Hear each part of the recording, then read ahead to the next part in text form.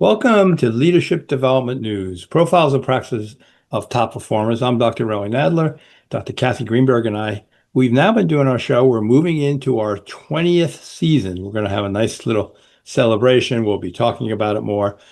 But we're always looking to hear from key experts, authors, gurus, other podcast hosts who can shed light on how to be your best. And for us, it's always really around emotional intelligence. What are the few things that you could do a little more?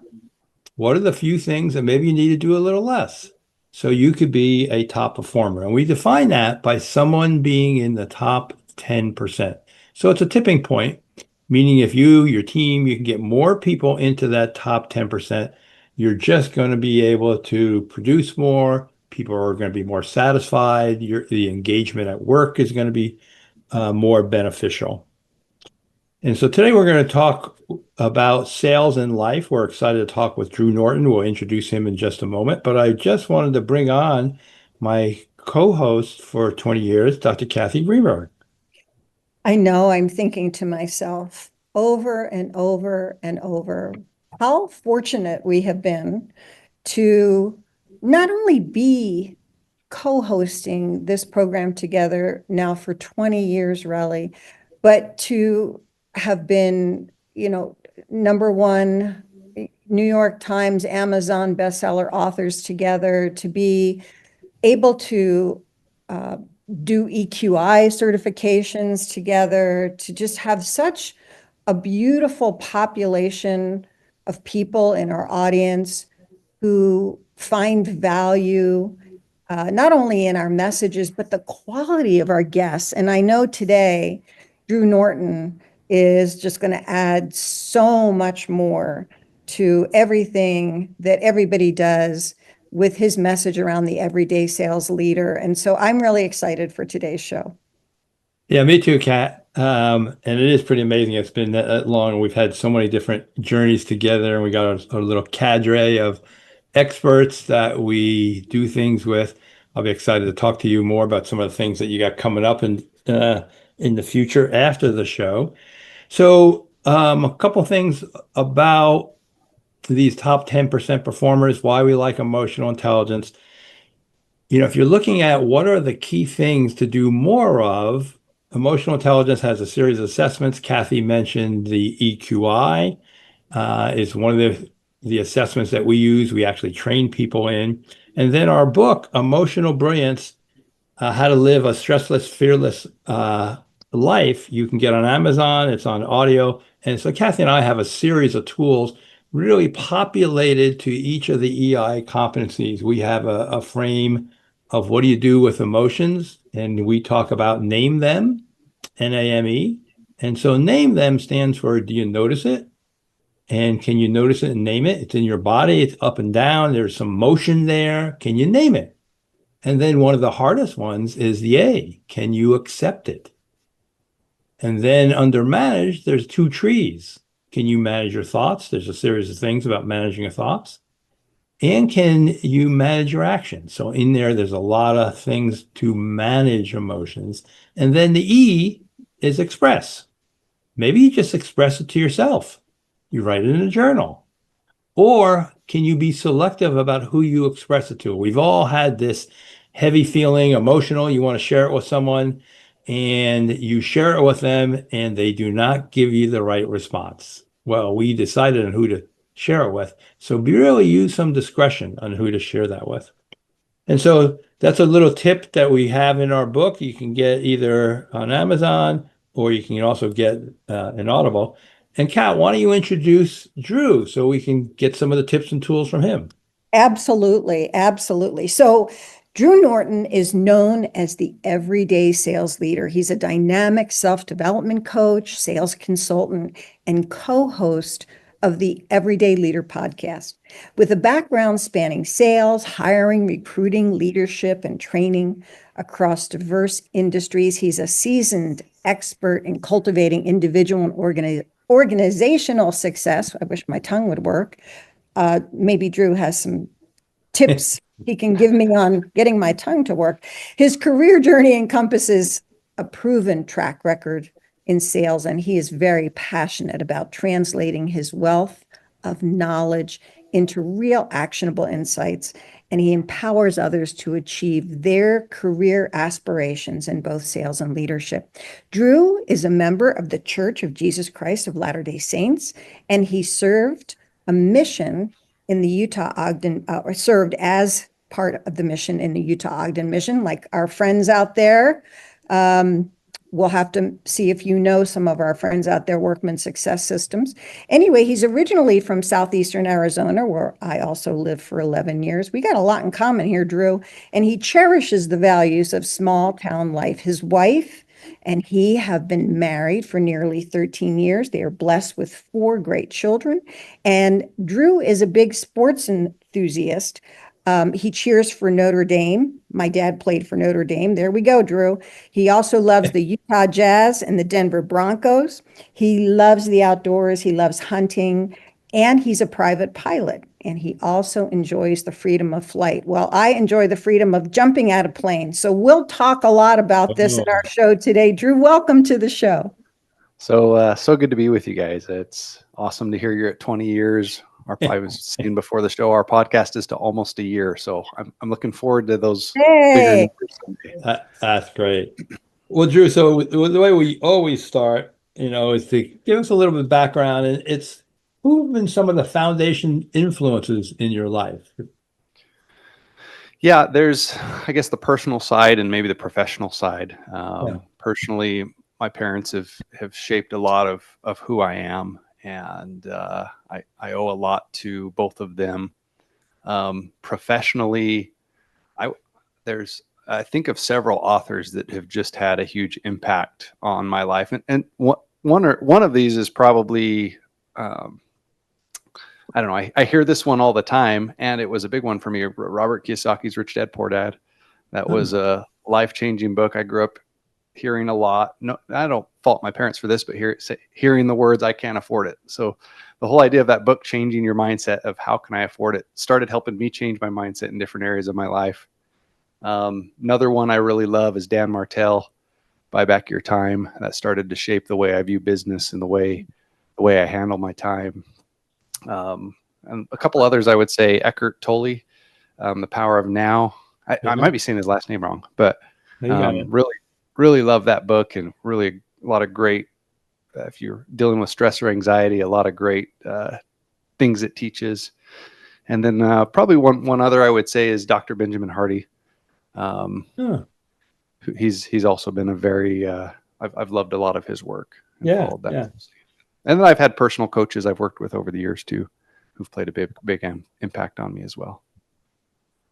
Well, as you're, talking about yourself and these connections to how you have grown in your career, there's a couple of folks I mentioned when I was introducing you who come from the Utah area that we've spent some time with that you may know. Verl Workman Success Systems, big coaching organization out there in your region. Big shout out to Verl and our team at Workman Success Systems. And one of the gentlemen who's been a huge influence on me, who shares your name, Drew, a young man by the name of Michael Drew, when I first met him over 20 years ago, was my campaign manager for my first New York Times bestseller. And he's also out there as well. And y'all also belong to a beautiful community. And it's really great to hear that you've only been on the air for a year, but you've got so much to share. Talk a little bit about some of the lessons that you've learned that have been most significant for you.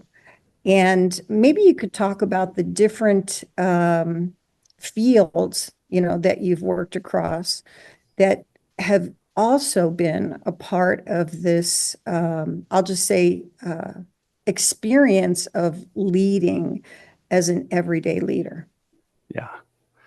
Yeah. So growing up in southeastern Arizona, the only work I could find as a kid in small towns was working for the farmers and the dairy and things like that, working for $5 an hour, getting up before the sun came up in the summers. And I just thought it was amazing when I got into sales that, hey, if I work really hard, I can make more money than a set hourly amount. And so I was introduced to sales in college and actually started in the door-to-door space, did that for several years.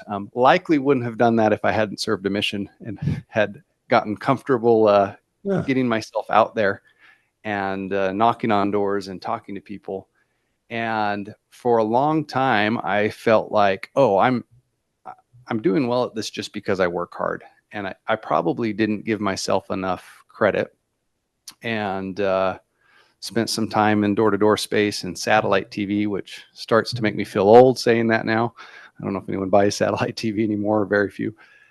Pest control, spent time in the financial services and insurance and life insurance and investments. Ran some very big solar teams.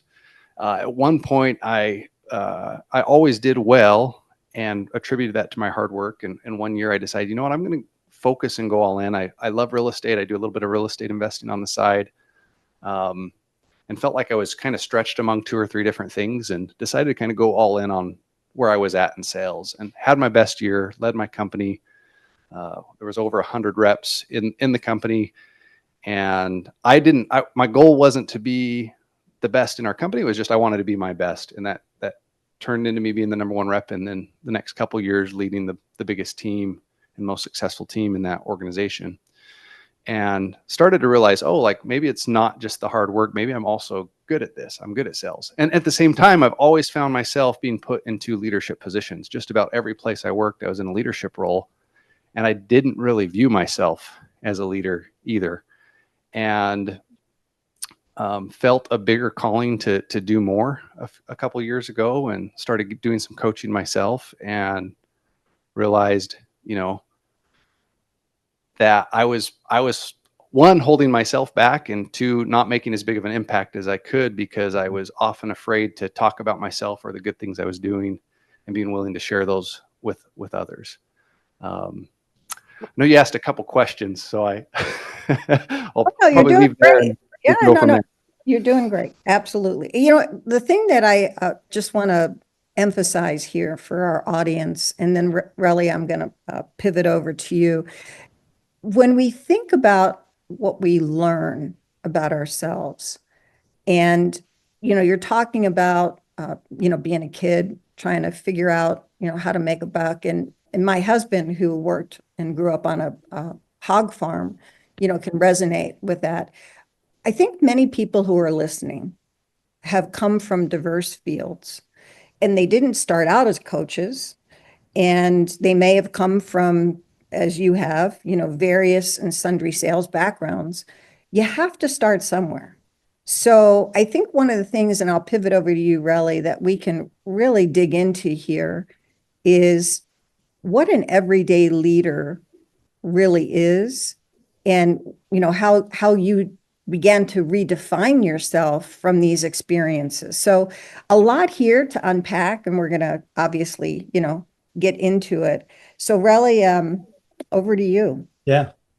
Well, let me make a comment, Drew, just about what you said, and because we can see you on camera, it is good to kind of see your sense of trying to own your strengths. And Kathy and I really try to spotlight people's strengths. Part of my mission, and can you really own your strengths? One of the things I heard years ago, and I could hear you owning it, and you've done a really good job with that. We have all these successes, and it's like you have in a sink, you turn on the water. My Jersey accent just came out. You turn on the water, and it goes through the drain. And that's our successes. It goes through the drain, and we think, okay, what's next? What's next? And so what, in a visual metaphor, can we close the drain and really hold those successes? And I hear you in a way through doing that and going, oh wow, there's a lot of water in there. There's a lot of successes in there. And that's that ownership of really being confident about you and your skills. So say a little bit more maybe about that process, and then we're going to move on to one of the things that you have is a unique story about a near-death experience. But let's talk about kind of owning strengths and maybe your process with that. Yeah, I think I actually had a friend reach out to me, and he'd noticed I've become way more active on online on social media. You couldn't find me a few years ago. I Mhm. didn't exist, and he said to me, he'd worked with me before, and I was a leader of his, and he now owns his own business, and he's doing really well. And he said, "Hey, I see you doing way more on social media. Like, how are you doing that?" And he knows me, he knows my family. My dad's probably the most humble guy in the world, and so I think sometimes there was this feeling like I can't talk about good things I do, or I wouldn't be humble. And one thing I've just come to take on is, hey, is what am I do what I'm doing? Is it to bless or is it to impress? Hmm. If the reason I'm sharing things, the reason I'm helping people, the reason I'm selling something is to bless their lives, that's a pretty good reason to do it. If it's just to impress, that's my filter for, hey, maybe I'm not going to share this or say this or talk Yeah. about this. Well, And and we so, always talk about self-awareness being the first part of emotional intelligence. So that's a good example of that. yeah. So I just try to look through that lens, and then I've just come to realize, like, hey, everyone can be a leader regardless of their title or role. And you can serve in a leader, you can influence others in sales, in leadership, without necessarily having a title. That's so important for people to recognize that many of us have been leading through influence. And it doesn't need to be somebody who has, pardon me, the title of leader or the rank of leader. Uh, it's how we choose to carry ourselves, as Relly was saying earlier, how we choose to own our strengths and recognize them as influencers. Um, I know the whole world was touched, particularly yesterday, by this 6-hour tribute to a young man named Charlie Kirk, who was merely an influencer. It took 10 years for that young man to unfortunately be recognized in this way. But nobody ever gave him a formal title, and nobody ever made him the leader, right? It's how we choose to carry ourselves in this world that makes all the difference. And I think the point you have to make here about being an everyday leader, Drew, is so compelling. We are obviously going to have to go to a break very shortly. And I know that you have a compelling story about a near-death experience that has changed who you are and how you choose to live your life and lead as an everyday leader. And if you want to just kind of give us a taste of what we're in for before we go to break, that would be fantabulous. Yeah, a little bit, and we could dive more into it. Changed sales careers and was really focused on growing and leveling up myself. And we had an accident with our 6-month-old son. Came home one day from work, walked in the door, and ambulance came in quickly behind me. My wife was on the floor, sitting over our 6-month-old, who was at the time barely breathing. She was in tears, and that was quite a thing to walk into. And it turned out to be very life-changing for both of us.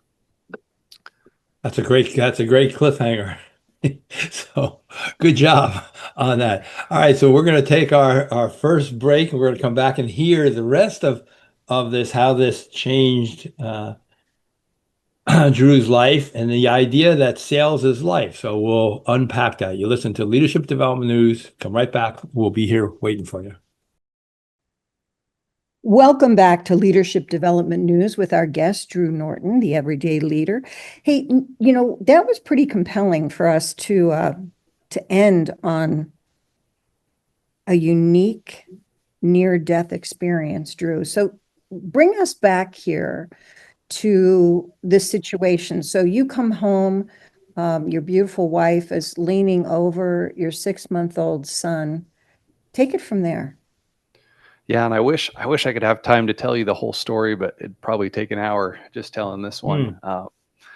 there were a lot of miracles, first off. And my wife, I called her letting her know I was coming home. We were working out of town, and due to the circumstances, I had an apartment a couple hours away. I'd spend a few days there a week and come home, and my wife had come out to visit. So she went to go get him up and found him limp and gray and not breathing.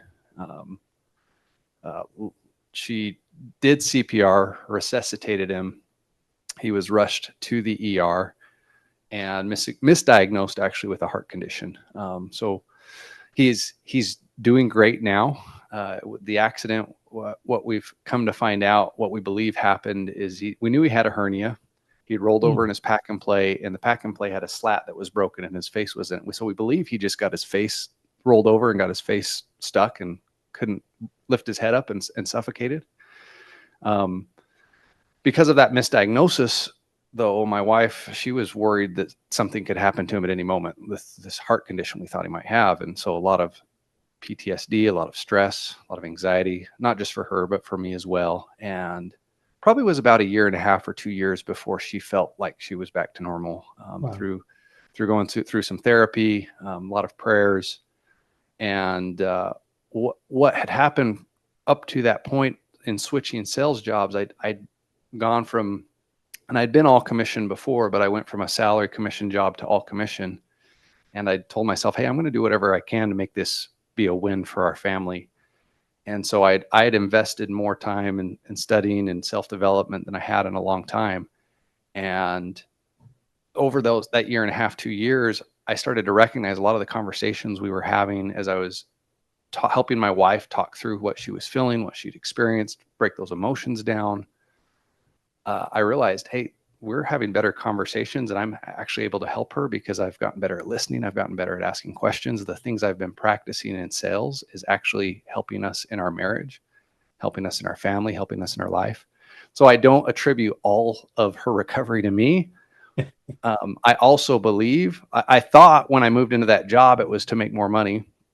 And now I believe that if this had happened 6 months earlier, that I wouldn't have been the husband or father that she needed me to be, to get her, help her through that time. And so that's why I love to say that sales is life. I've found in my own life, anytime I get better at sales, it helps me professionally, it helps me financially, it helps me with my relationships with my wife, my kids, my friends, my family.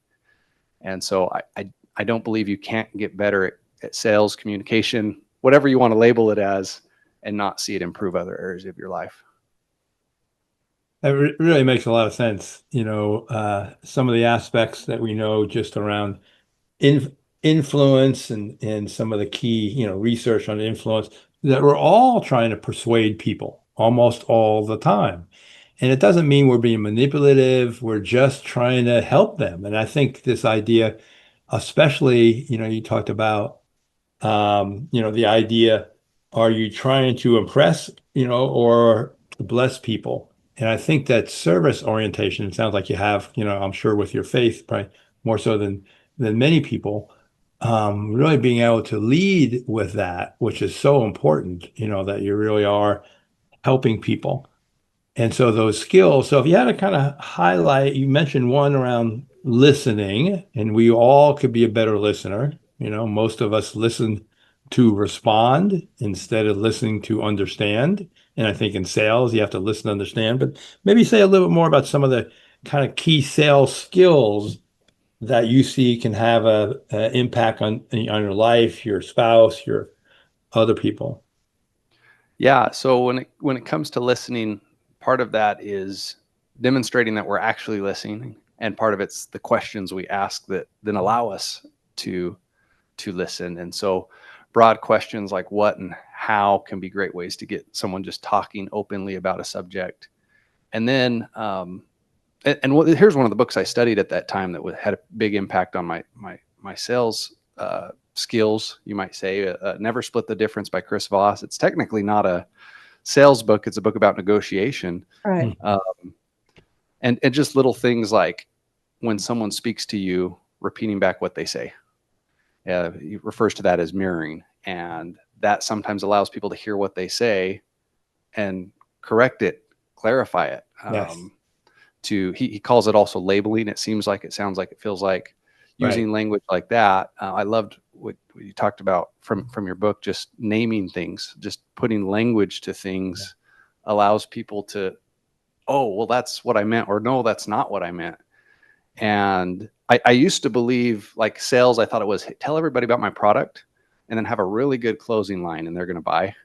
And I've come to believe that the sale often happens in discovery. And I used to think discovery was for me finding something out about them so I'd have an arrow I could use later.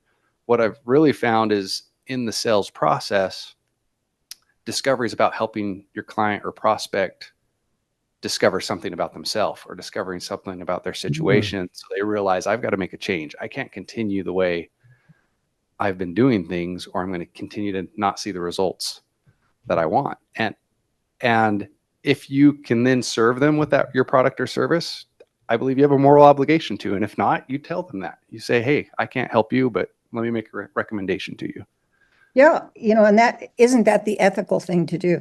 You were just talking about, pardon me, Chris Voss. And so as a behavioral scientist for special forces and special operations for the last 20 some years of my career, I've worked across these organizations where people like Chris use those techniques, and they're very powerful, but there's also an efficacy to how we do sales and how we do coaching.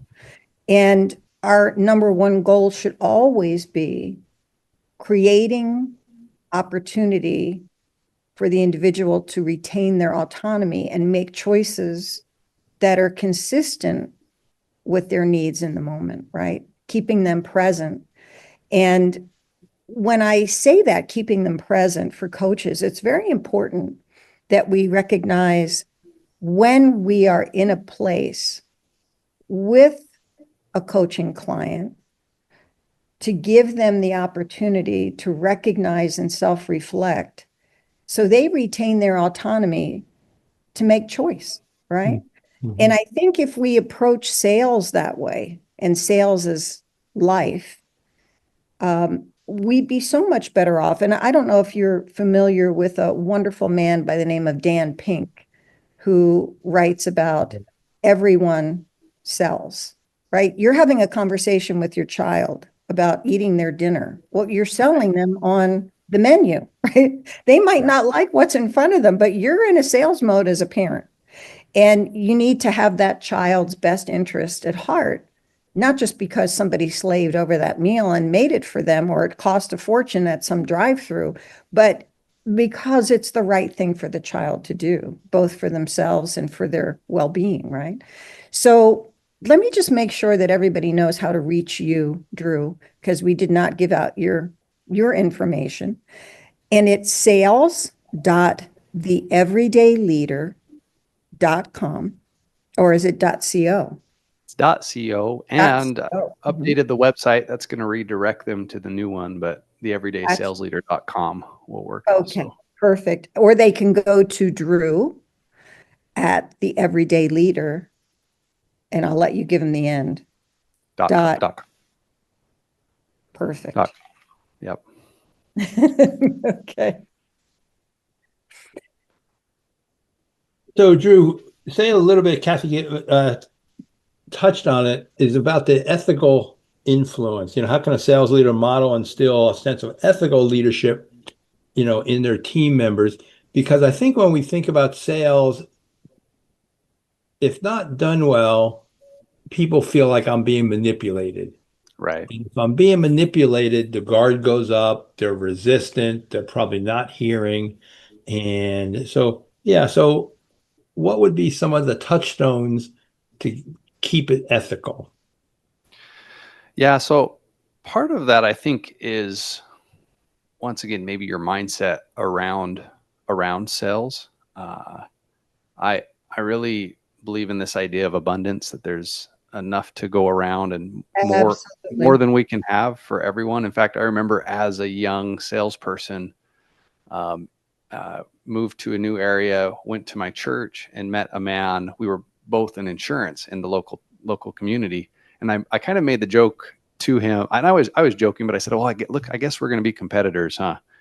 And he said to me, you know what, Drew, like, there is plenty to go around, and everybody needs insurance. And if you ever need anything, just reach out to me. And I remember just as a young kid being blown away when he said that, and it just taught me a lesson that, hey, there is enough to go around. And I found when you operate out of a space of scarcity in sales, people feel that, and it doesn't feel good. And if you get really clear on who you can help, who you can serve, and really narrow that in, it seems like you can find plenty of people that can use your product, that can use your service, that can be benefited by your company or your organization. I think there's something else there too, Drew, and that is when we are at our best and we are practicing that ethical, I really want to help you do something. I really want to help you be a better version of you. I really want to help you achieve your goal from that mentality of abundance. There's this law of reciprocity that takes place where you're offering sincere help and assistance and support. And that person, even if they can't use that support or that offering, can open up a network to those who can. And when we practice these, I'll call it sales is life practices for the purposes of your everyday leader mission, I think there's a magic that happens that is palpable. And it creates that mentality of abundance. It creates that unstated human obligation to create a connection that makes it work for everyone. And that win-win-win is such a beautiful experience for a person in sales or a person in coaching or a person who is trying to expand their horizons. Talk a little bit about emotional intelligence and how you've experienced emotional intelligence as an enabler in helping build trust and rapport in your industries. Well, I love what you said about all of that, Kathy. I found often when I found sometimes when I say, hey, you know what, I don't think I'm the one that can help you here. Or my product or service actually isn't the right fit for you. Sometimes I've had people fighting more to work with me because of that, which is kind of interesting. Or the other thing I found is I'll often make a connection and that leads to a referral, or that leads to a connection that is back to Monday morning. I can't speak. Reciprocity. I feel you, brother. They make a connection. They make a great connection for me later. And when it comes to emotional intelligence, I think I've also found just the importance of just being aware. One being aware of myself, but two, just allowing the prospects to be aware. So maybe one of my favorite questions, no matter what I have to sell, is asking people, and it's a simple question. Well, what happens if you don't do this? A lot of times we're scared to give someone an out, and asking someone that allows them to kind of go through or play through what happens if I stay where I'm at. And if we've done a good job of talking about the pain or the goals they want or the challenges they're facing, a lot of times emotionally we don't usually purchase until we actually emotionally decide to, and then our brain will then go and justify the reason why we're doing it.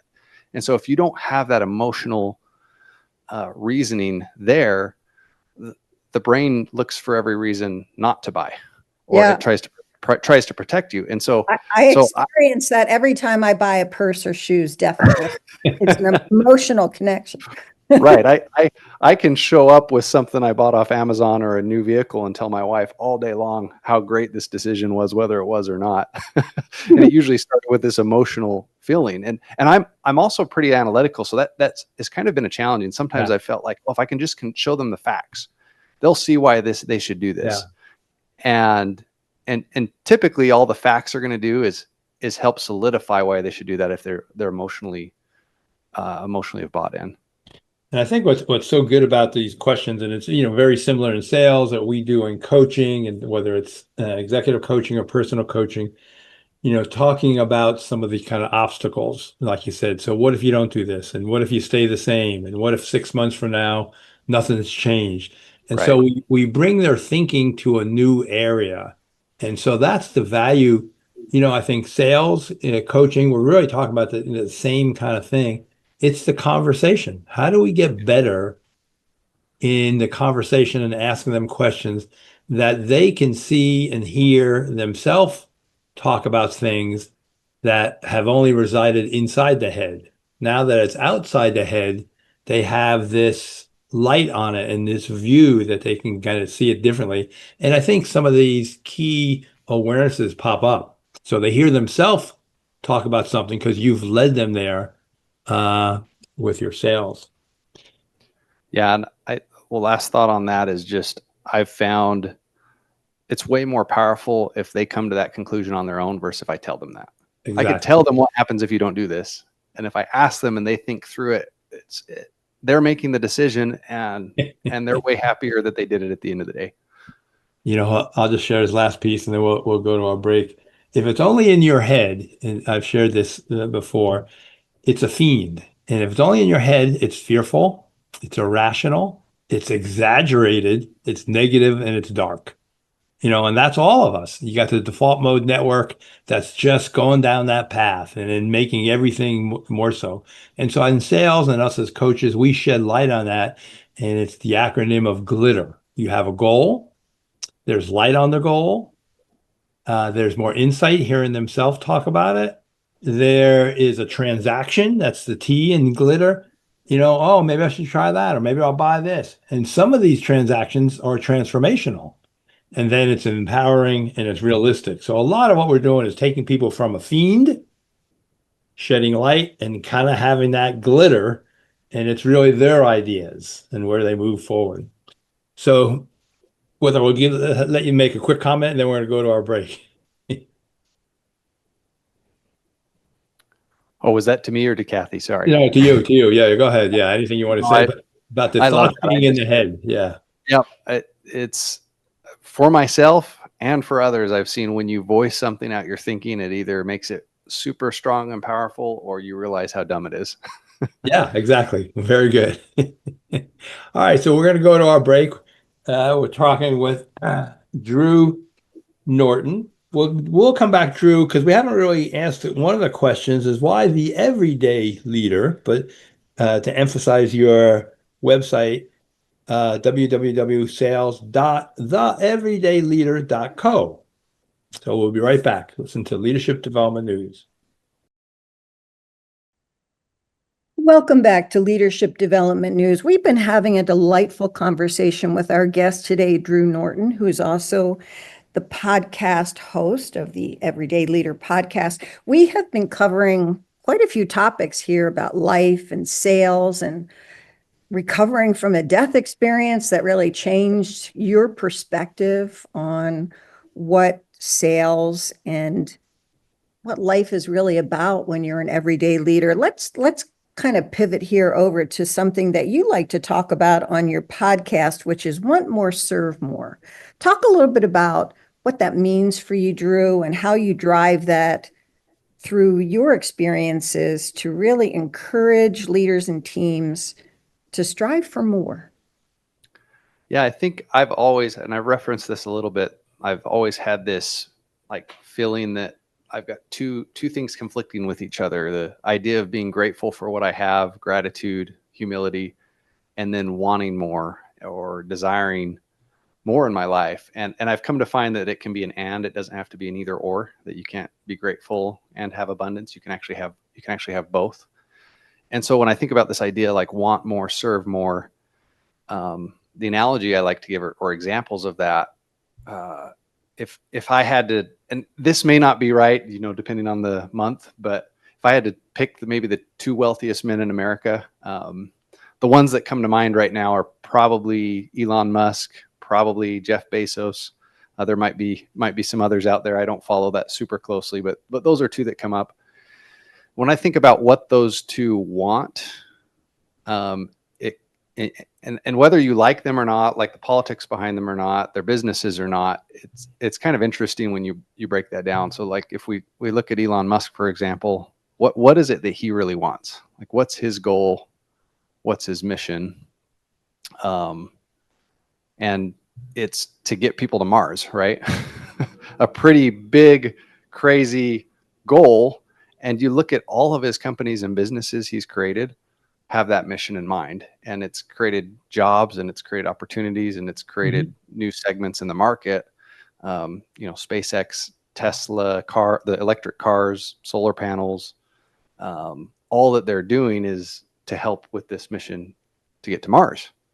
And then the more you serve, typically the more you make the end of the day. And, if you look at Jeff Bezos as an Amazon, he's helping people get what they want faster than ever before. I can, depending on where I live, I click on something online and have it on my doorstep, maybe that same day, which is just incredible. And I think when you want something bigger, and if you are a servant leader, if you are someone who's going to be noble and help others, you can then serve more because of that bigger goal, that bigger desire. That's so cool. And I think for all the aspects that we know about Elon Musk, he is very vision driven. People may have different opinions about him, but I mean, what doesn't change is his vision. It's not necessarily, for him. And he's concerned about the environment, and that's part of the whole idea of Mars. And so that vision is so strong that's kind of pulled him, all his people, and his organizations. Really great. So what would you say, along that? So say, we're talking about the vision. So what's Drew Norton's vision? Yeah, I want to change the way the world sees sales and leadership. And for me to unpack that a little bit, part of that is because I used to hide from sales. If you asked me what I did, it was anything but sales. And then I didn't view myself as a leader. And I think there's so many great people out there in sales roles, in leadership roles, that if someone just could, one, help them maybe see what they're doing in sales is actually noble, it's helping people, or two, just speak to them that, hey, you are a leader and you do have something to offer and you can help others. That can be life changing, and I've experienced that for myself. And sales is one of those. I heard somebody say once, when they think of sales, they think of it as a 4-letter word. Um, Yeah. a lot of people just have a mindset around it that it's a scummy, terrible thing. And my experience has been that it can be the opposite of that.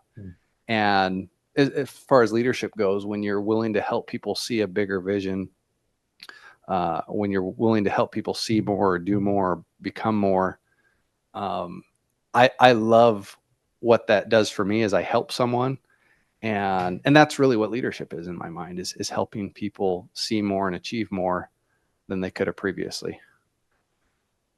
It's funny as we're sitting here talking about the importance of nobility, right? Sales and nobility, leadership and nobility.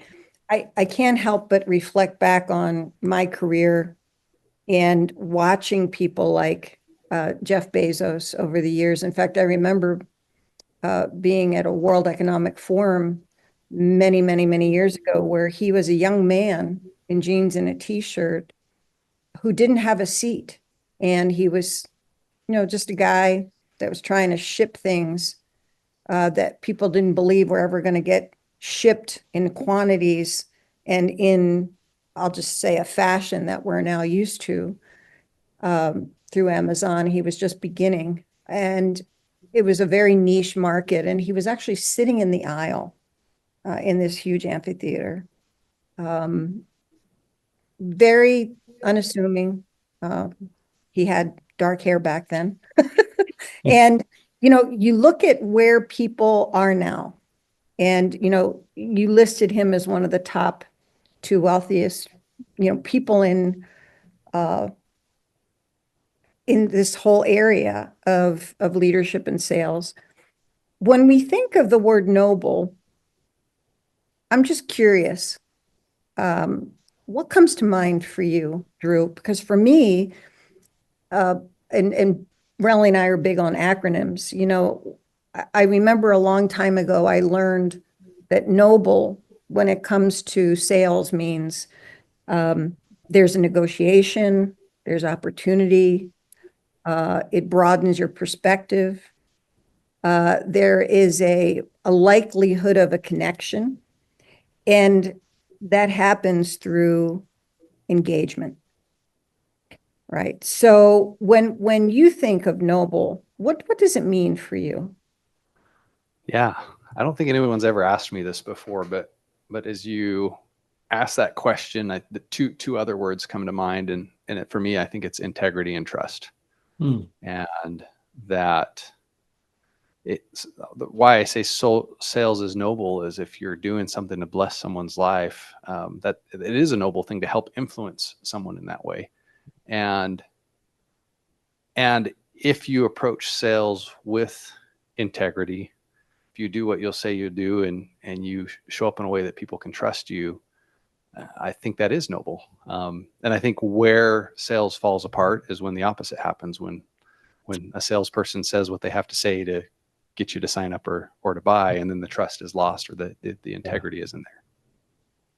So let me just encapsulate that for our audience, because I heard something there I want to make sure everybody else heard. When nobility in sales works, when being noble works, there's integrity and trust versus something we would call making the sale or the buy, right? It's just, it's done. It's a transaction. So you're tapping into something here that is not necessarily transformational, but it's definitely not transactional. So maybe it's Hmm.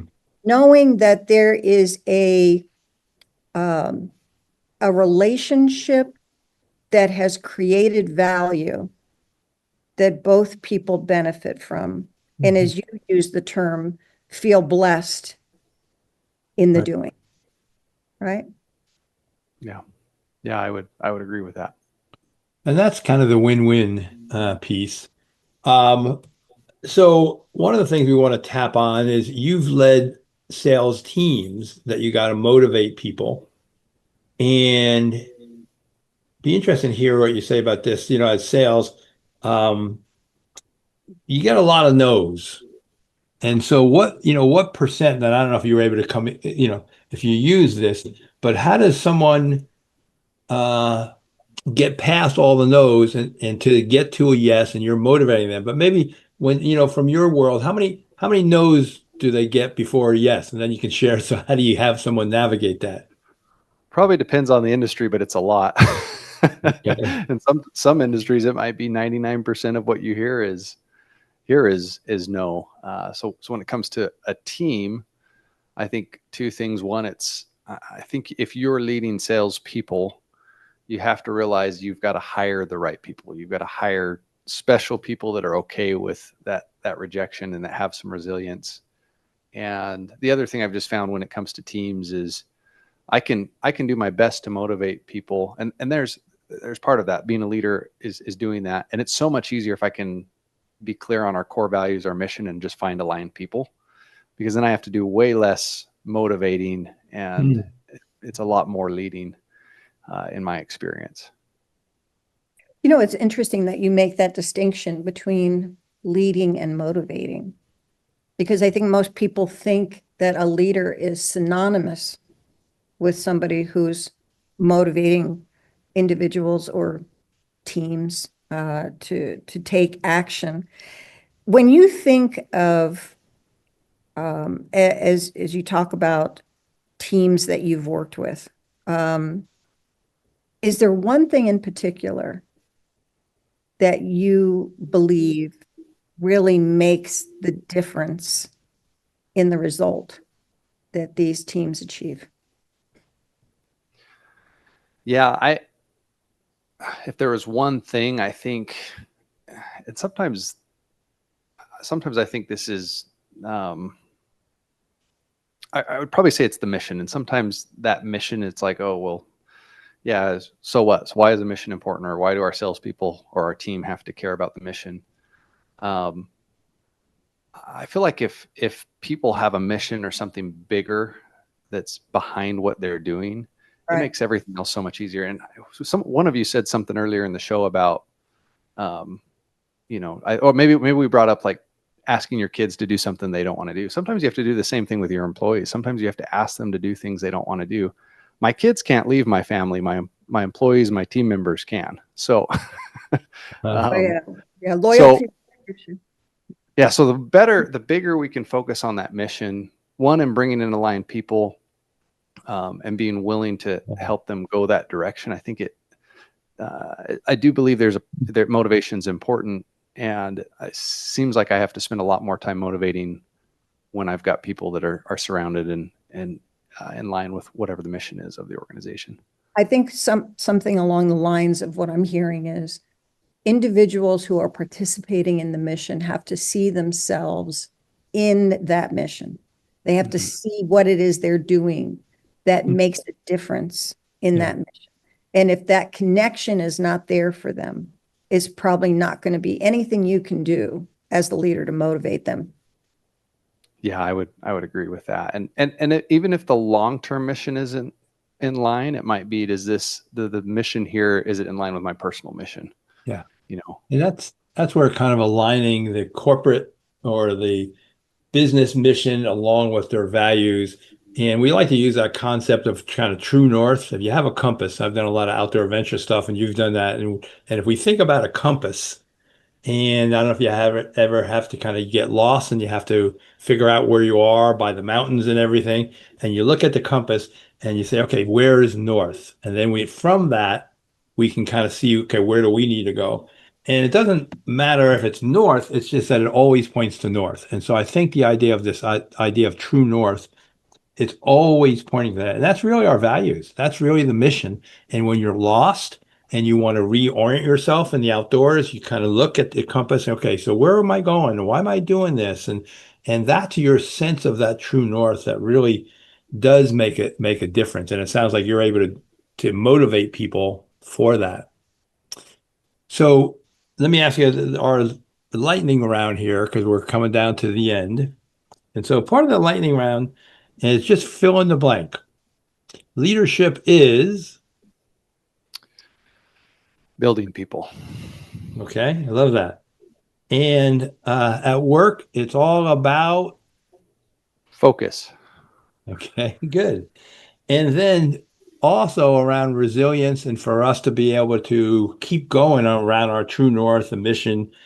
During the workday, how do you recharge? Little bit of humor or comedy. Okay. And so that is like, are you watching things on the internet or you just yourself kind of have that perspective or? Yeah, I guess to break that down, sometimes it's just watching something funny on social media and taking a break for 5 minutes. That can be dangerous. That can turn into a half hour of being unproductive, or just not taking yourself too seriously, joking with those you work with. And with the beauty, like you just said, it's 4 or 5 minutes, and we all need that. Yep. So, Kat, you still there? You can kind of bring us home here. Yeah, no worries. I just wanted to thank Drew for a lovely time today, and it was very engaging for me. And I want to just thank our audience again for the 20 years you've been with us. Yes. Check out Drew and his offerings at sales.theeverydayleader.co or drew@theeverydayleader.co. And please come back every week, join us, have an insight, have a giggle, and tune in just to tune up your performance with leadership development news. And thank you, Relly, for being my partner in this endeavor for 20 years. We are so grateful to you and everything you do for those of us who've been fortunate to know you. And thank you, Voice America, and our engineer, Matt, and our producer, Sandra. Take good care, everybody.